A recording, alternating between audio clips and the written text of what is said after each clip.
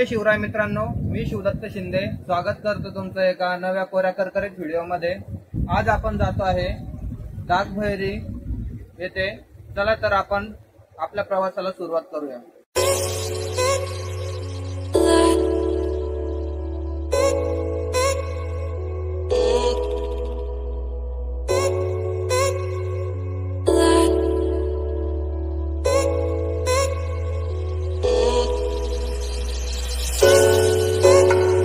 चला तर मित्रांनो, आपण फायनली डागभैरी येथे पोहोचलेलो आहे आणि सुरुवातीलाच पार्किंग लागली।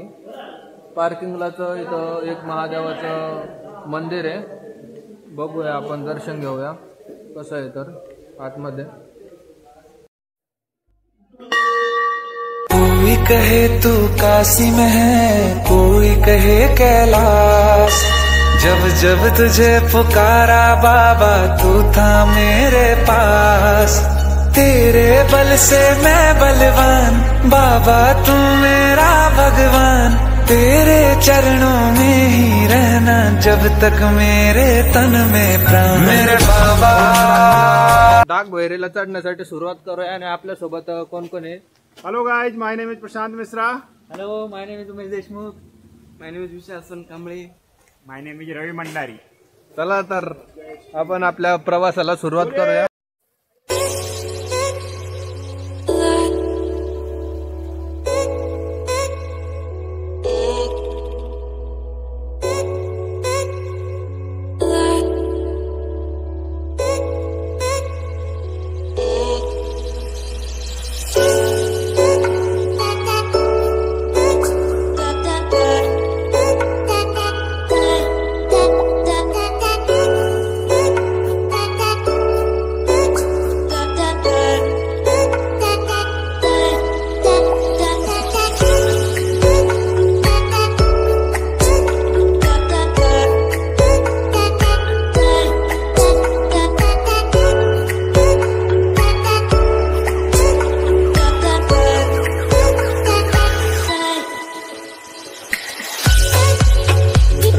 थोडंसं समोर आल्यावरती आपल्याला रस्ता समजण्यासाठी इथे अशा प्रकारचे रिबन्स दिलेले आहेत। याच्या सहाय्याने आपण समोर डागभैरीकडे जाऊ शकतो। चला आपण जाऊया। तो ऐसा नहीं करना है। देखिए, यहाँ पे लोग एनर्जी ड्रिंक लेके आते हैं और यहाँ पे पीते हैं, बाद में यहीं पे थ्रो करके जाते हैं। ये गलत बात है, ये पर्यावरण के खिलाफ है। और दारू पी के यहाँ पे ट्रैकिंग करना थोड़ा हानिकारक हो सकता है। आप फिसल सकते हैं, गिर सकते हैं, आपका पैर वगैरह टूट सकता है, कोई मेजर इंजरी भी हो सकती है। इस तरीके के जो भी रिस्क है वो रिस्क को अवॉइड करने के लिए इस तरीके की गंदी हरकत ना करें। धन्यवाद। बघू शकता आपण डायरेक्ट ढगात आलेलो आहे। आज धुकं खूपच जास्त आहे, त्यामुळं कुठलाच काही रस्ता दिसत नाही, पण आपण त्या रिबीन लावल्याप्रमाणे त्या रस्त्याने समोर जातोय। बघूया काय होतं समोर तर। डागभैरीकडे येताना आपल्याला पुणे लोणावळा मार्गावरील कामशेत या गावामधून डागभैरीकडे यावे लागते। कामशेतवरून 20 किलोमीटर अंतर पार केल्यानंतर आपण जांभिवली या गावात पोहोचतो। आम्ही सकाळी 8 वाजता ट्रेकला सुरुवात केली। बऱ्याच दिवसापासून डागभैरीबद्दल ऐकले होते, परंतु आज रिअलमध्ये कसं असणार याचा अनुभव घ्यायचा होता। त्याचा आम्हाला खूप आनंद होता। डागभैरी हा किल्ला समुद्रसपाटीपासून 2700 फूट इतका उंच आहे। हा किल्ला गिरिदुर्ग प्रकारात मोडत असून चढाईची श्रेणी अवघड समजली जाते। असे सांगितले जाते, छत्रपती शिवराय या भागाच्या मोहिमेवर असताना येथील प्राचीन महादेवाचे दर्शन घेऊन याच मार्गाने समोर जात असे। डागभैरी हा किल्ला सह्याद्रीच्या अवघड किल्ल्यांपैकी एक आहे, कारण इथे जाण्यासाठी 95 डिग्री कातळावरून दोरीच्या सहाय्याने वरती जावे लागते। मित्रांनो, इथे येताना आपल्याला पुरेल इतके पाणी सोबत घेऊन या, कारण इथे कुठल्याही प्रकारच्या हॉटेल्स नाहीये। समोर आल्यानंतर आपल्याला इथे 2 रस्ते लागतात, त्यापैकी एक रस्ता डागगुहेकडे आणि दुसरा भीमाशंकरकडे जातो। इथनं आपण भीमाशंकरला सुद्धा जाऊ शकतो। हो आपली यारी जैसे नुक्कड़ की चाय करारी, आपली यारी जैसे मर्सिडीज आणि फरारी, बॉन्ड आपला सॉलिड हाय, रूप आपला ट्रेंडिंग हाय, दोस्ती आपली तुटणार नाय, सुपर हिट ही फ्रेंडशिप हाय, आपली यारी लई भन्नाट हाय, आपली यारी.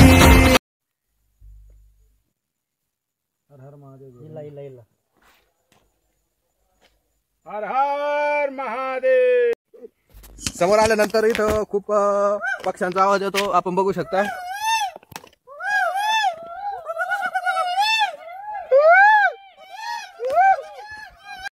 एक ते 1.5 तासाच्या प्रवासानंतर आपण पोहोचतो ते एका घनदाट जंगलामध्ये आणि इथे दिसते ते आपल्याला एक किल्ल्याविषयीचा नकाशा.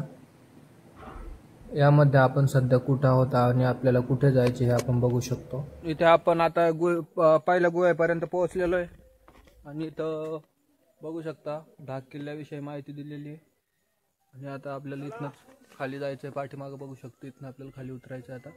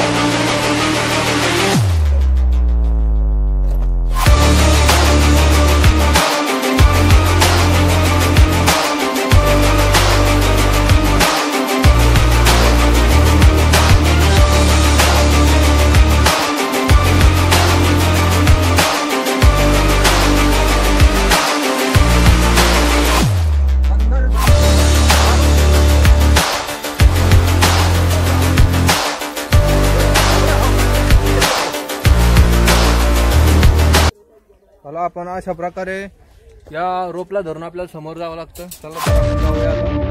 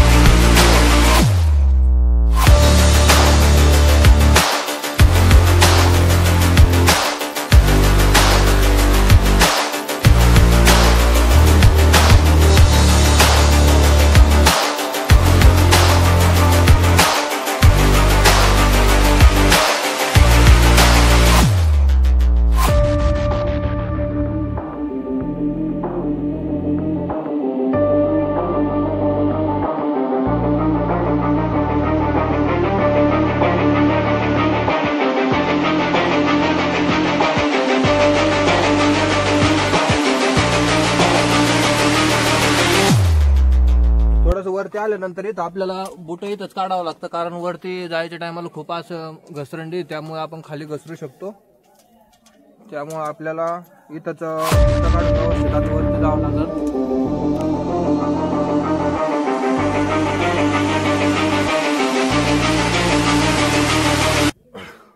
इथे दगडाला पकडण्यासाठी पण जागा आहे, याला पण आपण पकडून वरती येऊ शकतो.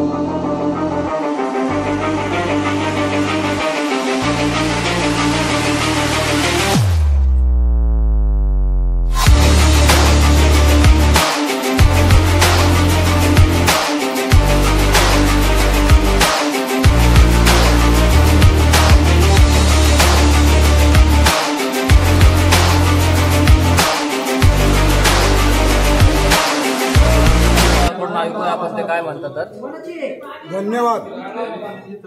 त्या ढाक भैरवनाथाची अशी माहिती, लोहगडचा किल्ला, इसापूर किल्ला, राजमाची किल्ला, कोंडेश्वर करायचं शिवाजी महाराज. कोंडेश्वर करून गडावर यायचं, या मंदिरावर यायचं. त्या मंदिराहून ढाक किल्ल्याहून शिवाजी महाराज भीमेशंकराला जायचं, भीमेशंकराहून सोनेरी किल्ल्यावर जायचं. ही त्या काळातली मंदिरं आहेत, पांडवांच्या काळातली मंदिरं ही कोरीव कामं झालेली आहेत. कार्ला लेणी, ढाक भैरवनाथ, राजमाची किल्ला, लोहगडचा किल्ला, इसापूर किल्ला, त्या काळातली मंदिरं, त्या काळातलं आपण मावळे आहेत. त्या काळात ना शिवाजी महाराज रात्रीचे घोड्यावरती यायचं आणि घोड्याहून गडावरती मोठी तटबंदी आहे, पाण्याची टाकी आहे. त्या पाण्याच्या टाकीतून आतमध्ये मंदिरात पाणी येते, मोठा राऊंड आहे वरती. हीच धन्यवाद, हीच माहिती. अशा प्रकारे बाबांनी आपल्याला इथं गडाविषयी माहिती सांगितली.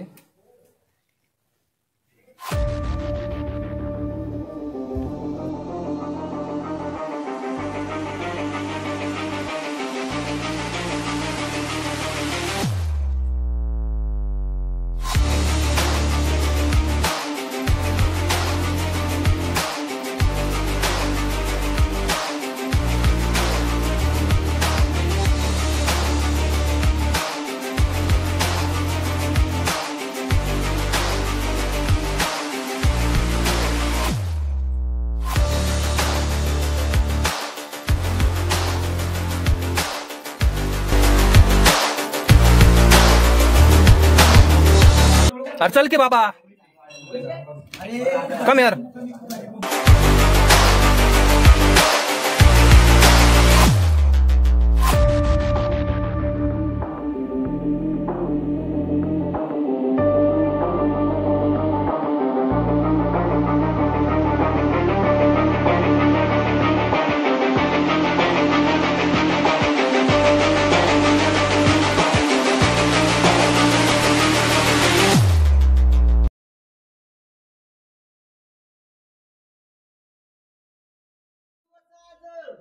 आला रविवार, ढाक भैरवनाथा तुझा हो जय जयकार. ढाक भैरवनाथा तुझा हो जय जयकार. ढाक भैरवनाथा तुझा हो जय जयकार. असा जन्मी योग यावा, एक शब्द ठरावावा, मला मरण येण्याआधी ढाकाचा वैरी दावा. मला मरण येण्याआधी ढाकाचा वैरी दावा. असा जन्मी योग यावा, एक शब्द ठरावावा. असा जन्मी योग यावा.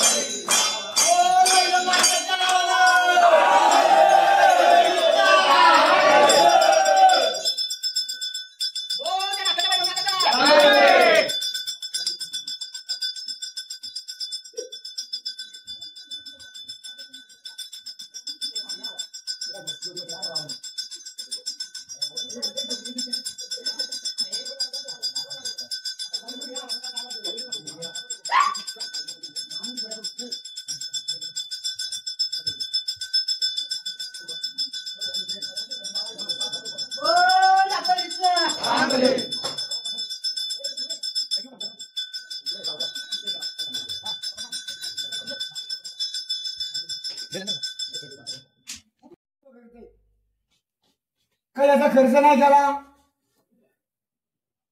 काय बोलते झाली मी निस्सा बोलून काय फायदा.